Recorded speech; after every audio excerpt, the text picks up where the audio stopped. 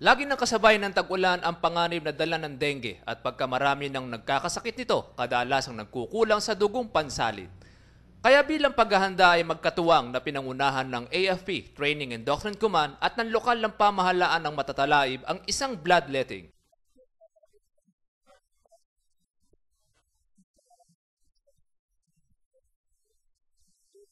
Para makatulong doon sa mga kababayan natin na nangangailangan ng dugo, lalo ngayong tag-ulan, di ba, panahon ng dengue.